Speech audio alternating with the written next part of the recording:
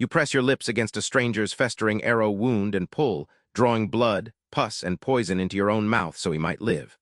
You have done this 40 times today, and the sun has not yet set. By the end, you'll understand whether the mouth that saved the most lives in a single battle was rewarded with freedom or silenced forever.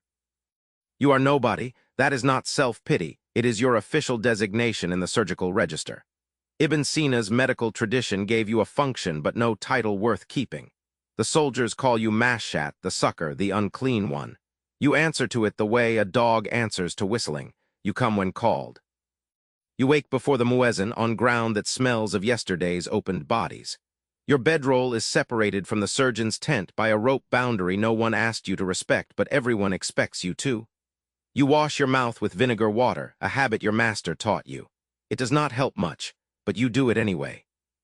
The year is somewhere in the long, grinding middle of the Crusader conflicts, perhaps 1218, perhaps 1221, during the Damietta campaign, when the Nile mud and the Frank lances were equally merciless.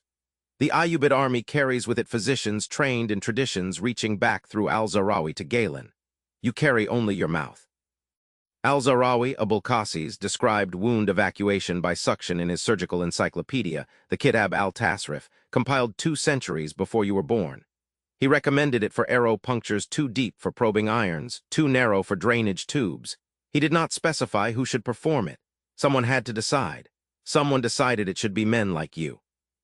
Your master, the Jarrah, the cutter, is a precise man named Yusuf, who studied in Cairo and smells always of camphor and rose water. He does not dislike you. That is the most generous thing you can say. He instructs you in what to draw out, what to leave, how to spit cleanly between patients. He has never once touched your shoulder. He never will. The tools of your trade are laughably simple against the gleaming copper instruments Yusuf keeps wrapped in oiled leather. You have your mouth. You have a clay bowl for spitting. You have a strip of linen soaked in date vinegar to wipe your lips between wounds. You have strong teeth, which matter more than you expected when a wound has begun to crust. Stay with this, because in 43 scenes, you will watch a man you pulled back from death refuse to say your name at his victory feast, and you will understand something about gratitude that no physician ever wrote down in any encyclopedia. The first wound of the morning belongs to a foot soldier from Mosul who took a crossbow bolt near his collarbone. The bolt has been removed, Yusuf's work, but the channel it carved is already warm and beginning to smell. You know that smell. It is the smell of your entire professional life, sweet and rotten and somehow personal, like something from inside a body that was never meant to meet open air. You position yourself the way Yusuf taught you, left hand braced against the soldier's chest to feel if he flinches, lips sealed tight around the wound's edge, no gap where air can break the pull. The technique requires a kind of intimacy that neither of you wants. The soldier stares at the tent ceiling. You do what you came to do. You draw. Into your mouth comes the world in miniature. Blood, first metallic and warm, then something thicker and yellow-white that coats the back of your throat before you can stop it. Then a taste so complex and wrong that your body categorizes it as a threat before your mind catches up. You hold it. You do not swallow. You turn and spit into the clay bowl. You go back.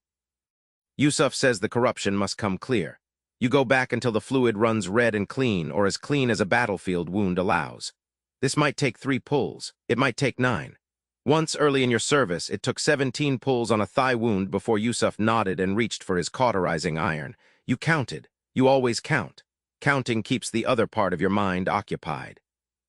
There are other practitioners of your role scattered across the Islamic world's military medicine, some enslaved, some free but desperate, some criminal men given this work as punishment commuted from worse fates.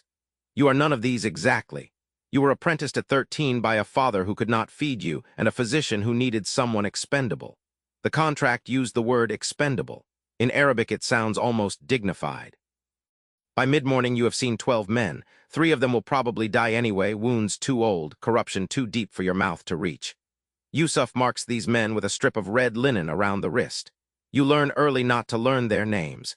This is professional advice, not cruelty. There is a difference, though some days it is a very narrow one. A pattern develops in how men react to you. Delirious men don't react at all, which is easiest. Conscious men either go rigid and silent, staring away from your face, or, occasionally, rarely, they grip your wrist while you work, not to stop you, but because pain requires something to hold on to, and you are the closest body. Those men sometimes say thank you afterward. It unmoors you every time. Here is what you need to know for what comes later.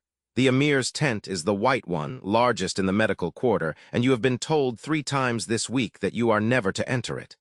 Remember that tent. Remember that prohibition. It will matter. Afternoon, the light through the tent fabric turns everything amber. You have lost count of your patients, somewhere above 30, and your jaw aches from the sustained suction the way it might after a long day of chewing something that refuses to yield. Your vinegar cloth is dark with use. You request a fresh one from the supply boy, and he hands it to you at arm's length, carefully, not touching your fingers. The supply boy is perhaps 10 years old. He has probably been told what you do. Children process this information differently than adults. He watches you with an expression that is half horror and half fascination, the precise combination that most of the world directs at you. You do not explain yourself to him. You take the cloth. You go back to work. Word travels through a military camp at the speed of rumor, which is faster than cavalry. By the second week of a campaign, every soldier knows the wound sucker's face. This creates a specific social phenomenon. Men who would fight a frank, bare-handed flinch when you pass too close. Not from fear of you exactly, from fear of what proximity to you implies about their own bodies, about their own mortality. Yusuf lectures you sometimes in the spare half hours between casualties about the humoral theory underpinning your work. Corrupted blood is dominated by black bile. Drawing it out restores the balance toward vital heat. You listen. The theory is elegant. It does not change the taste, but it gives the taste a framework, and a framework is a kind of dignity, even a borrowed one. There is a soldier, you will not call him a friend, that word belongs to a different life, a Nubian spearman named Dawood who makes a point of nodding to you when you pass. Not greeting you exactly. Nodding. As if acknowledging that you both exist in the same physical reality, which apparently requires effort for most people when it comes to you. You nod back. This is the entirety of your social world some days.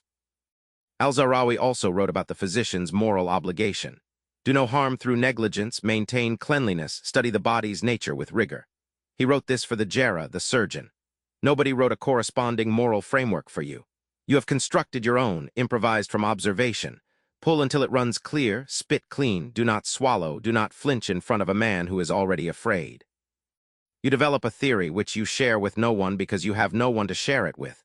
The men who refuse to look at you during the procedure heal faster than those who watch. Something about the will turned away from the wound. You have no evidence for this. You observe it anyway. You are illiterate, but you are not stupid, and there is a difference that this world constantly forgets. You have now heard surgeons argue 3 times about whether the wound sucker's saliva carries its own healing property, something in the mouth's fluid that fights corruption, or whether you are simply a human drainage tool. This argument will not be settled in your lifetime, but pay attention to it, because in 12 scenes it will determine whether you live or die. The question of contagion, whether pulling corrupted material into your own body will eventually corrupt you, is one Yusuf has considered. He tells you to chew raw garlic before each session and rinse with the strongest vinegar available. He has seen 2 wound suckers before you die of throat sickness within a year of service. He mentions this matter-of-factly. You appreciate the honesty more than comfort would have served you. By late afternoon of a heavy battle day, your spit bowl has been emptied and rinsed 4 times. You do not look at what you empty into the disposal trench. Not from squeamishness. You are well past that. But because looking takes time, and time is what the wounded men across the tent are running out of. 1 heartbeat at a time while you are standing at a trench. There is a specific sound a wound makes under suction that you have never heard described in any medical text because no physician performing the describing has ever made it with their own mouth. A faint click sometimes, a loosening like something reluctant releasing its grip. When you hear that sound, you know you are pulling from the right depth. You have tried to explain this to Yusuf. He writes something down. He does not look up. Dusk, Yusuf calls you to a difficult case, a cavalry officer with an arrow wound to the neck, left side, deep but not through. The officer is conscious, feverish, furious at his own helplessness. He looks at you the way men sometimes look at latrines, acknowledging the necessity while resenting the existence. You take your position.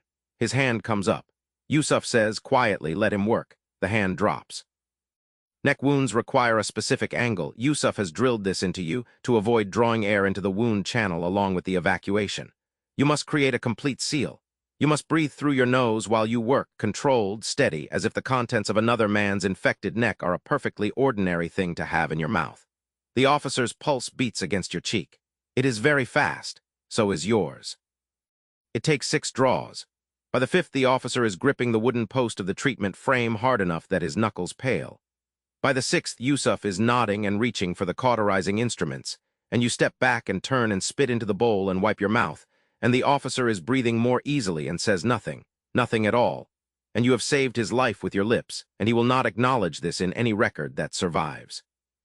This is the central fact of your existence, the one you carry like a stone in your chest. You save men who then pretend the saving did not happen in the way it happened. This is not malice. It is something more complicated, a need to maintain a story about themselves in which their body was healed by the clean hands of a proper physician, not evacuated by the mouth of a man they consider barely above the waist he removes. You understand this. Understanding it does not make it lighter. What you don't know yet, but will by the end of this video, is that tomorrow there will be a raid on the surgical quarter, and one of the men whose lives you have pulled back from death with your own body will be the one who has the authority to decide what happens to yours. Night in the surgical tent smells different from day. The blood dries to something darker and simpler. The moaning from the severe cases becomes rhythmic, almost like breathing, and you learn to sort the sounds the way a sailor sorts wind. This one means pain, this one means fever dreaming, this one means a man is deciding whether to keep trying. You sleep in short intervals, waking at the last sound. You eat alone. This is not a rule, no one has written it in the surgical unit's standing orders, but it is a practice so consistent it has become indistinguishable from law. The physicians eat together. The dressers eat together. The litter-bearers eat together. You sit at the edge of the firelight with your bread and salt and the small portion of lentil stew that appears outside your bedroll without ceremony or attribution, as if it materialized from the desert air. The bread tastes like bread. This surprises you every time that your sense of taste survives intact, that it reports back the sweetness of dates and the char of flatbread with the same faithfulness it reports the taste of a wound. Your body does not distinguish between the things you would choose to taste and the things you would not. It simply tastes. You find this on certain evenings almost funny. Dawood the Nubian spearman sits near you one evening, not beside you, but within speaking distance, which he has never done before. He has a small wound on his forearm that Yusuf has already dressed. He looks at his bandage, then at you. Then he says, "You are quick." It is not a compliment exactly, it is an observation, but he is not wrong, and being seen accurately is its own rare gift. You say the work requires it. He nods. You both look at the fire. A religious question arises periodically in the medical quarter, brought usually by soldiers recuperating long enough to have opinions. Is the wound sucker's mouth contact with corrupted flesh a violation of Islamic law regarding cleanliness? Several different answers have been offered by several different traveling scholars. The consensus, such as it is, leans toward necessity as its own justification. The saving of a Muslim life supersedes the technical impurity. This legal flexibility does not make the soldiers treat you differently, but it means Yusuf cannot be disciplined for employing you. You appreciate the protection, even at that distance. You have had in your time of service one conversation with another wound sucker, a man from Alexandria named Tariq, encountered at a different campaign, older than you by perhaps 15 years, with the specific quality of stillness that belongs either to wisdom or to damage. He told you to coat your throat with olive oil before a heavy session. He told you to find the reason for the work that has nothing to do with the soldiers you save, because they will not hold the reason for you. Then the campaign moved, and you never saw him again. Tariq's advice about the reason has stayed with you. You have been working on it for 2 years. The best you have arrived at, every time the corruption comes clear and the wound begins to close, something has been reversed that the world was in the process of making permanent. A man who was becoming a corpse has been pointed back toward the living. Your mouth is the instrument of that reversal. The instrument does not need to be honored. It needs to work. Before the next scene, understand this. The emir, the highest-ranking officer in this encampment, has been brought in wounded at the close of today's engagement. His physicians are with him. The white tent is lit and busy, and Yusuf has just been called inside. He has taken you with him because the emir's wound is an arrow puncture, narrow and deep, and Yusuf has brought the only tool he trusts for it. The inside of the emir's tent is the most space you have ever occupied that was not defined by suffering. There are carpets. There is lamplight that comes from more than one lamp. There are attendants whose sole purpose appears to be standing in specific places and looking composed. The emir himself is a large man, gray at the temples, who is probably frightening at full health and is, even wounded and pale, still visibly a person accustomed to the world arranging itself around his preferences. His wound is in the left side, below the ribs, the arrow removed by his personal physician, but the channel left behind is warm and beginning to smell in the way you have learned to read as urgency. Yusuf presents you to the room with a brief, technical phrase. The Emir's attendants look at you the way the supply boy looked at you, but without the child's honest fascination. This is pure aristocratic distaste, the kind that has been practiced across generations until it looks like a natural expression. The Emir himself looks at you for a long moment. You have been looked at in many ways, with disgust, with desperation, with the blankness of a man who has decided not to see you because seeing you makes the nature of his wound too real. The Emir's look is none of these. He is assessing you the way he might assess a blade before battle, checking the edge. You meet his eyes, which you are not supposed to do. You hold the look just long enough to show your hands are steady. He nods one nod. The attendants move back. You take your position. The Emir is silent throughout, not rigid, not flinching, the stillness of a disciplined body that knows how to manage pain. You work with the particular care you reserve for wounds near organs. First draw, deep, slow, the seal is good. You feel the corruption giving way. You pull until you hear that sound, the loosening. You turn and spit and go back. 4 draws, the 4th comes clear. Yusuf bends over the wound with his lamp, nods twice his highest praise, and begins to prepare for closure. The Emir breathes out slowly. The attendants breathe out. You step back to your correct position near the tent wall, the one that says, "I am part of the equipment, not the company." You wipe your mouth. You wait to be dismissed. The Emir turns his head and looks at you again. He speaks. You have been told not to speak to him unless spoken to, so you wait. He asks Yusuf, "This man, is he slave or free?" Yusuf tells him, "Free but contracted." The Emir asks, "Contracted to whom?" Yusuf says, "To this unit for the campaign season." The Emir says nothing more. He closes his eyes. The audience is over. You are escorted out by an attendant who holds his sleeve over his nose while walking beside you. You notice. You choose to find it funny. This requires effort. The night that follows is ordinary in its violence. 3 more wounded brought in after dark. A raid on the eastern flank sending a fresh wave of cut and pierced bodies into the medical quarter. You work until you cannot work, then you work past that. Dawood arrives at some point with a face wound that is not deep but bleeds impressively. Yusuf dresses it. You and Dawood exchange a look across the tent. He makes a small gesture, a hand turned outward. You understand it as, "Still here." You make the same gesture back, "Still here." Tomorrow morning, a messenger will come from the Emir's tent. Everyone in the surgical unit will assume the worst, that the Emir's wound has turned, that there will be blame assigned. That blame in these situations tends to roll downward until it lands on the person with the least protection. That person will be you. Stay with this. What happens next will depend on that question about your saliva, the one the surgeons kept arguing about. The messenger arrives at dawn. He is carrying a document, rolled and sealed. Yusuf reads it. His expression does not change, but you have learned to read Yusuf's non-expressions the way you read wounds, by what is not visible. He is surprised. He hands you the document. You cannot read. He takes it back and reads it aloud in a flat, clinical voice, as if the words are a diagnosis rather than a verdict. The Emir's wound has closed cleanly overnight. No fever, no corruption. His personal physician has written in the document that the evacuation by suction was critical to the outcome, and that the saliva introduced in the process may itself have contributed to the wound's resistance to further infection. The Emir, by virtue of this, is recommending your contract be dissolved and your freedom in this capacity be documented as earned service, not a reward, an acknowledgement. There is a small but real difference, and you know exactly what it is. You press your lips against a stranger's festering arrow wound and pull, and somewhere in the long chain of this work, a dying Emir lived, and living chose to name what you did. Not unclean, not expendable, necessary. You have done this 40 times today, and the sun has not yet set, and tomorrow you will do it again, because freedom, it turns out, does not change the work. It only changes who you are while you do it. Now tell me, should history remember the physician who designed the procedure, or the man who put it in his mouth?